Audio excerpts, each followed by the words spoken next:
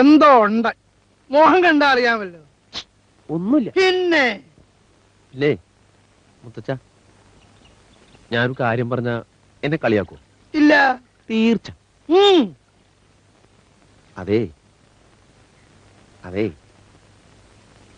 എന്നെ ഒരു പെൺകുട്ടി സ്നേഹിക്കണം. കൃഷ്ണ ഗുരുവായൂരപ്പാ, എന്താ ഞാനീ കേക്കുന്നേ? ഉണ്ണി ഒരു പെൺകുട്ടി സ്നേഹിക്കുന്നെന്നോ? അപ്പോ ഈ കുടുംബം കരകയറാനുള്ള ലക്ഷണമാണല്ലോ. എന്നിട്ട് എനിക്കും അവളെ ഇഷ്ടമാണ്. കള്ളാ, വെറുതെ അല്ല, വേഷത്തിലും ഭാവത്തിലും ഈ മാറ്റം കണ്ടപ്പോഴേ ഞാൻ സംശയിച്ച. എവിടെയുള്ളോ ആ കുട്ടി? മുത്തച്ഛൻ കൂടെ ഒന്ന് അറിയട്ടെ. അത്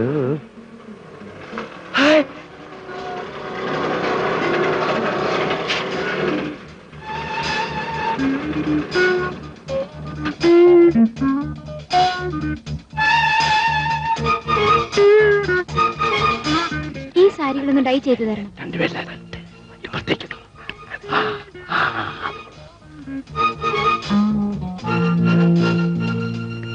hello. You bloody fool, again you. ഗുരുവായൂരപ്പ, രോഹിണിക്ക് ഈ ഡ്രസ് നന്നായി ചേർന്നു കേട്ടോ. അസലായിട്ടുണ്ട്. സ്റ്റുപ്പിഡ്, ചെവിക്കുറ്റി കിട്ട് രണ്ട് കിട്ടാത്തതിന്റെ കുഴപ്പം അതെനിക്ക്.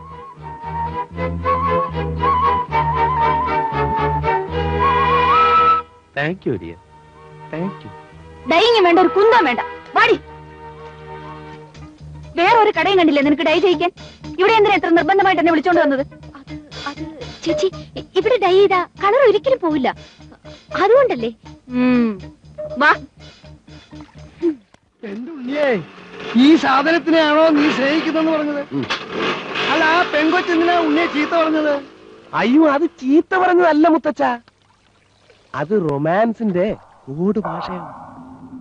ബ്ലഡി ഫൂൾ എന്ന് വെച്ചാൽ ഹായ് ഡാർലിംഗ് എന്നാണ് അർത്ഥം. ചെവി കുട്ടിക്കിട്ട് അടിക്കുമെന്ന് പറഞ്ഞാലോ? കവിളത്ത് ഉമ്മ വയ്ക്കൊന്ന് മറ്റുള്ളവർക്ക് മനസ്സിലാകാതിരിക്കാൻ വേണ്ടിട്ടാ ഇങ്ങനെയൊക്കെ. ഞങ്ങളുടെയൊക്കെ ചെറുപ്പകാലത്ത് ഈ കോഡ് ഭാഷയൊന്നും ഇല്ലായിരുന്നല്ലോ കൃഷ്ണ.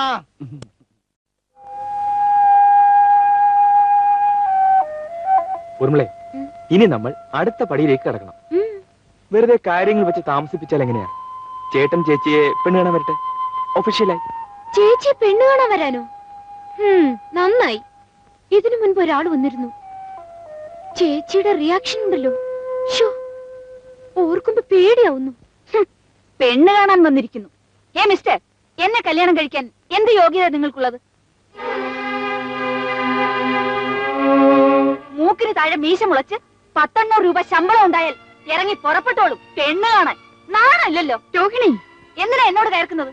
ഞാൻ അന്നേ പറഞ്ഞതല്ലേ ഈ കോന്തന്മാരുടെ വർഗത്തിന്റെ മുന്നിൽ എന്നെ കെട്ടി എഴുന്നള്ളിക്കാൻ നോക്കരുതെന്ന്. മുഖത്തടിയേറ്റതുപോലെ ആയിപ്പോയി. ഒരു 3 ആയുഷ്കാലത്തേക്ക് അതിന്റെ ക്ഷീണം കാണും. അത്ര ഭയങ്കരയാണ് ചേച്ചി? അത് ശരി. അല്ല, ഇങ്ങോട്ട് അസ്ത്രം തൊടുക്കുമെന്ന് അറിയാവുന്നതുകൊണ്ട് നമുക്കൊരു കാര്യം ചെയ്യാം, മറുമരുന്ന് നേരത്തെ കരുതാം. എന്നാലും രാജു, നമ്മൾ ഈ ചെയ്യുന്നത് ശരിയല്ല കേട്ടോ. ഒരു ശരികേടുമില്ല, 100% ശരിയാണ്. ഓരോരോ കോംപ്ലക്സുകളുടെ പുറത്ത് ജീവിതം തുലയ്ക്കാൻ നടക്കുന്നവരാണ് നിന്റെ ചേച്ചി, എന്റെ ചേട്ടനും. ചിലപ്പോ നമ്മുടെ ഈ വേലകൾ കൊണ്ട് അവർ രക്ഷപ്പെടും. എന്റെ ചേട്ടന്റെ പാവത്തം കാണുമ്പോ നിന്റെ ചേച്ചിയുടെ ചവിട്ടും തൊഴിയും താനെ നിന്നോളും. അല്ലെങ്കിൽ തന്നെ ആണിന്റെ കൈയുടെ തരിപ്പറഞ്ഞാൽ ഏത് പെണ്ണ ഒതുങ്ങാത്തത്?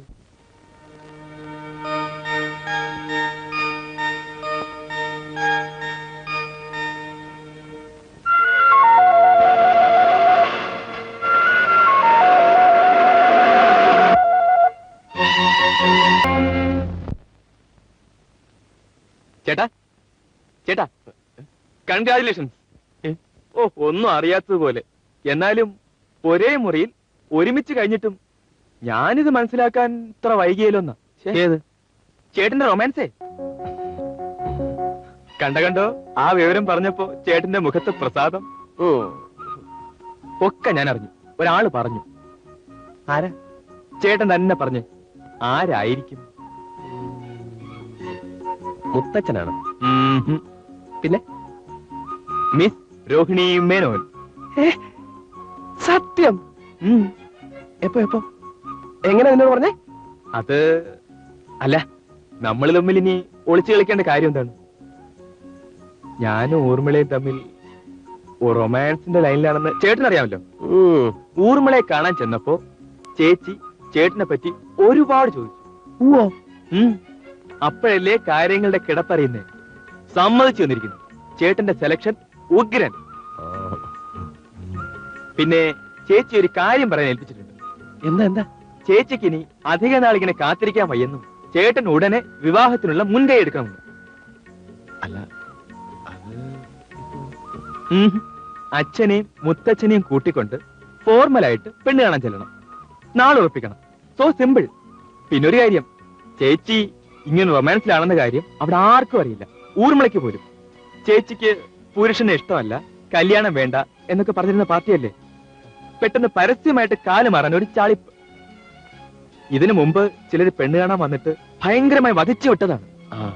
അതുകൊണ്ട് ചേട്ടൻ വരുമ്പോഴും വലിയ താല്പര്യമില്ലാത്ത മട്ടിലേ ചേച്ചി നിൽക്കൂ.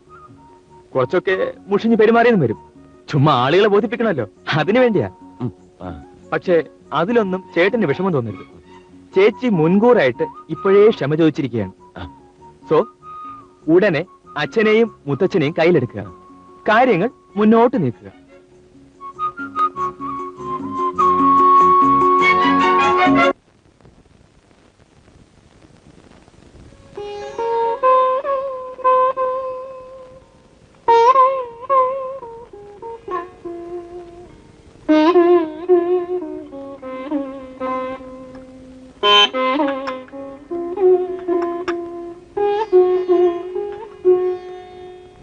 മോളെ, വരുന്ന ആലോചനകൾ മുഴുവൻ നീ ഇങ്ങനെ തട്ടിക്കളയാൻ തുടങ്ങിയാലോ? ഓരോന്ന് കാണുകയും കേൾക്കുകയും ചെയ്യുമ്പോ അമ്മയ്ക്ക് പേടിയാ. ദൈവത്തെ ഓർത്ത് നീ വേഷമൊക്കെ മാറി ഒരു സാരി എടുത്തുടുത്തേ. അവരുടെ അപ്പുറത്ത് കാത്തിരിക്കുക.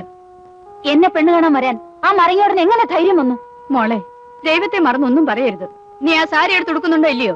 സാരിയും മുണ്ടൊന്നും വേണ്ട. എന്നെ ഈ വേഷത്തിൽ കാണാമെങ്കിൽ കണ്ടാ മതി. ഇവളെ കൊണ്ട് ഞാൻ തോറ്റില്ല ഭഗവതി. നോക്കിക്കോ, അയാൾക്ക് ഞാൻ വച്ചിട്ടുണ്ട്.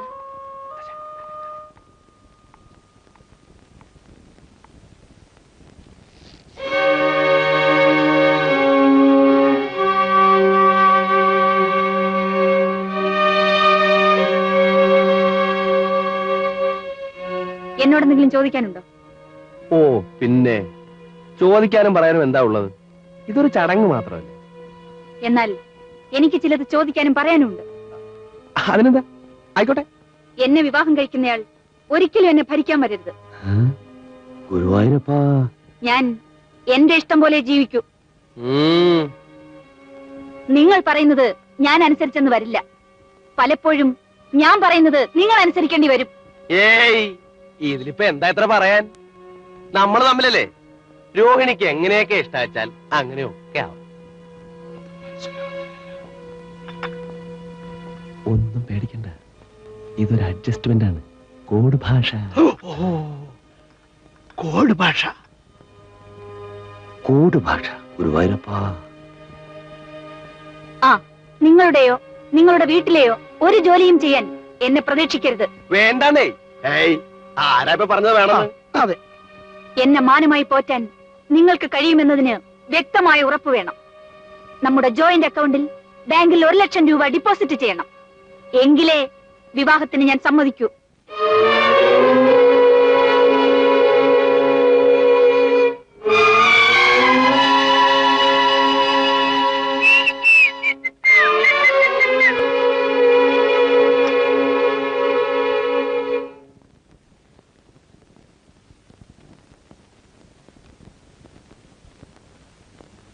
പല ഇനത്തിലും കണ്ടിട്ടുണ്ട്.